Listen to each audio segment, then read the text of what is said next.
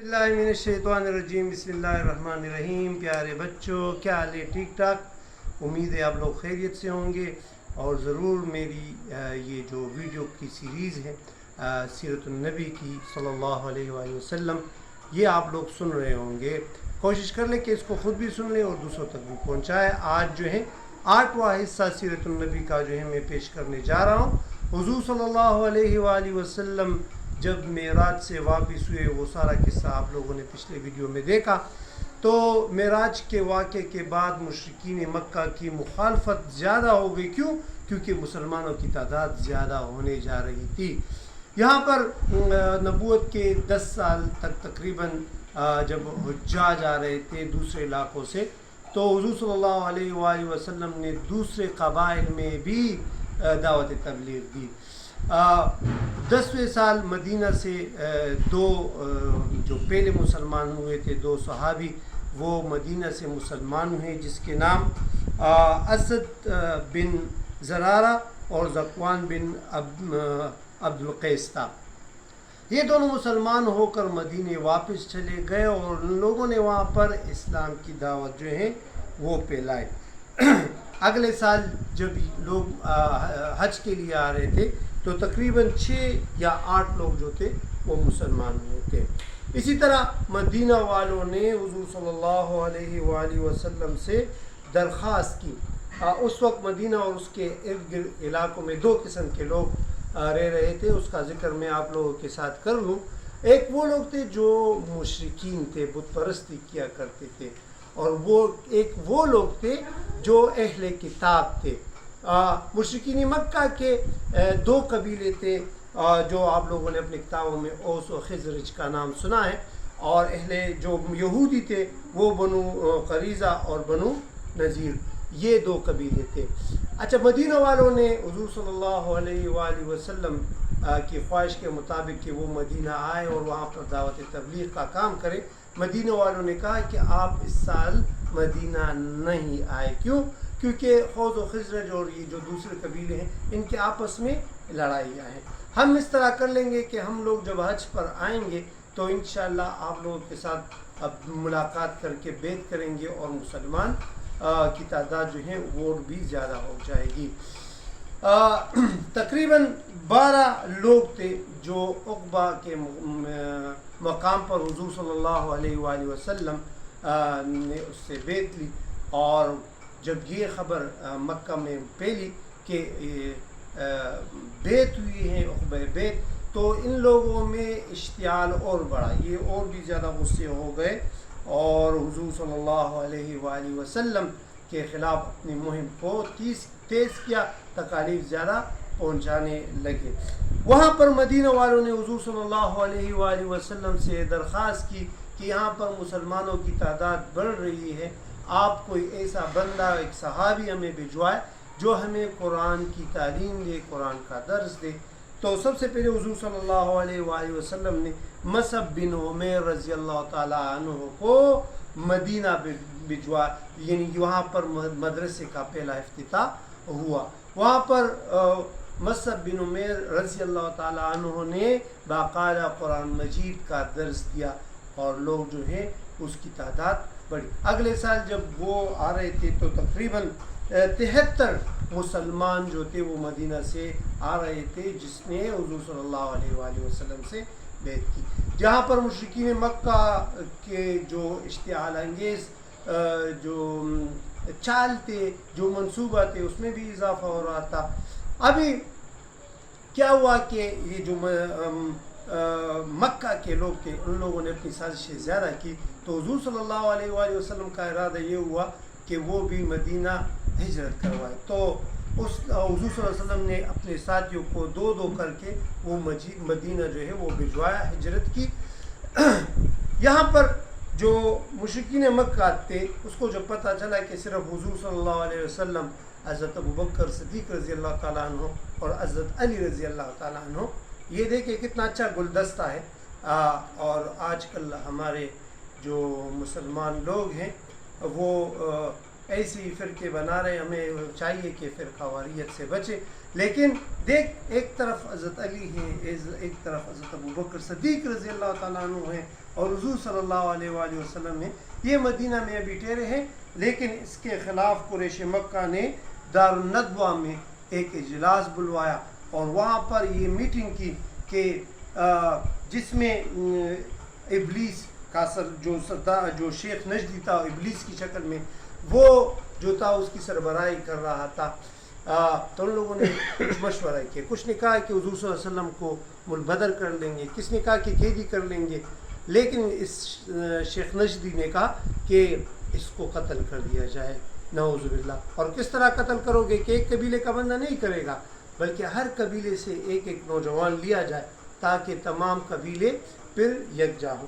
تو اس نے کیا کیا, اس نے ہر قبیلے سے ایک چند نوجوان چنے اور اس کو حضور صلی اللہ علیہ وآلہ وسلم کو قتل کرنے کا منصوبہ بنایا.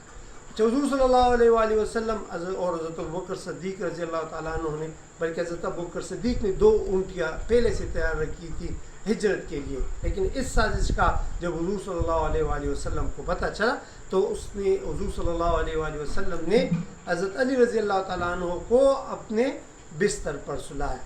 جب مشرکین مکہ نے حضور صلی اللہ علیہ وآلہ وسلم کے گھر کا محاصرہ کیا تو حضور صلی اللہ علیہ وسلم نے جب دروازہ دیکھا تو اس نے کہا کہ مشرکین مکہ جمع ہو چکے ہیں. تو حضور صلی اللہ علیہ وسلم نے سورہ یاسین کی تلاوت جو ہے وہ شروع فرمائی, اور جب سورہ یاسین کی تلاوت فاخشیناہم فہم لا یبصرون تک پہنچی تو حضور صلی اللہ علیہ وآلہ وسلم کا معجزہ کہ ان کے آنکھوں پر پردے آ گئے, اور حضور صلی اللہ علیہ وآلہ وسلم اسی میں سے حضرت ابوبکر صدیق رضی اللہ تعالیٰ عنہ کے گھر کی طرف نکلے, اور حضرت ابوبکر صدیق رضی اللہ تعالیٰ عنہ کے ساتھ غار ثور کی طرف سفر کا آغاز کیا.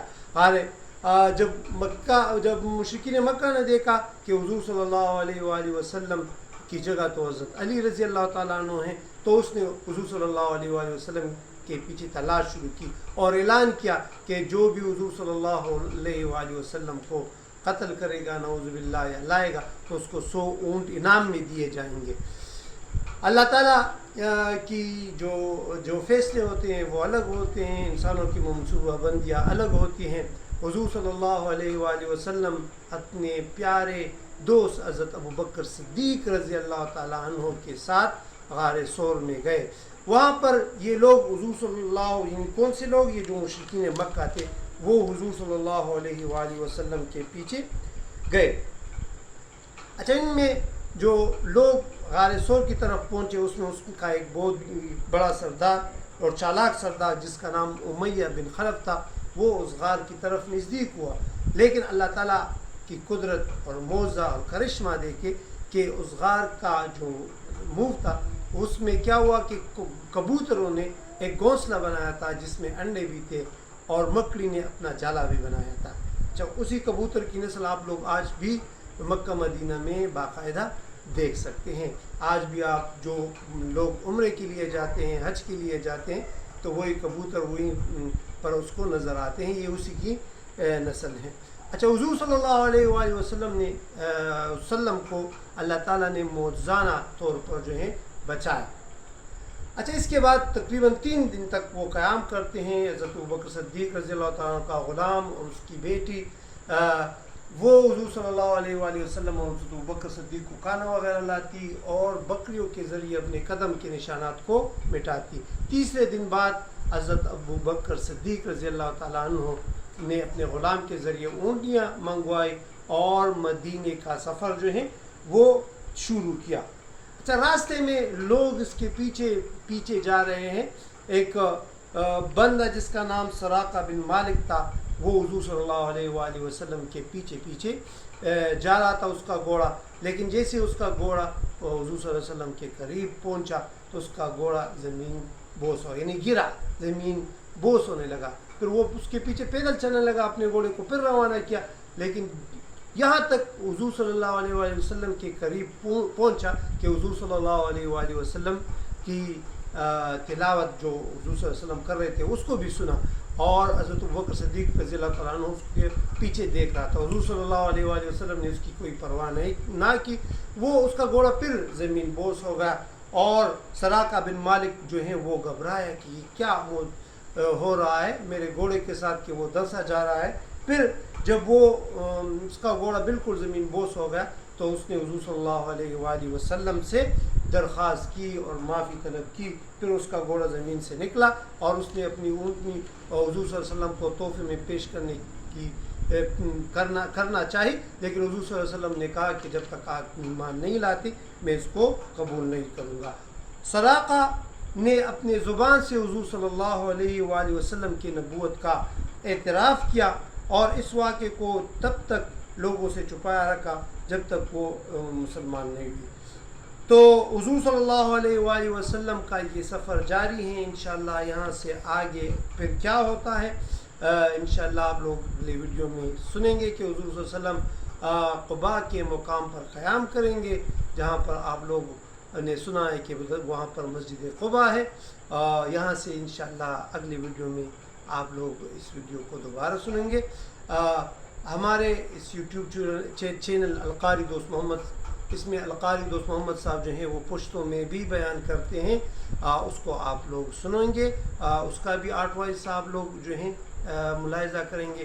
جس کو اردو نہیں آتی وہ پشتوں کا یہ ورژن دیکھے اور جس کو اردو آتی ہیں وہ اس چینل کو سن لیں اور اس جو بچے سنتے ہیں نا اس قصے کو پھر بڑوں کو سنائیں تاکہ آپ کو یہ یاد ہو جائے. ہمارے چینل کو ضرور سبسکرائب کر لیں اور اگر آپ کی کوئی بات ہو, کوئی مشورہ کرنا چاہے یا کوئی کمنٹس ہو تو کمنٹس میں بھی کہہ سکتے ہیں.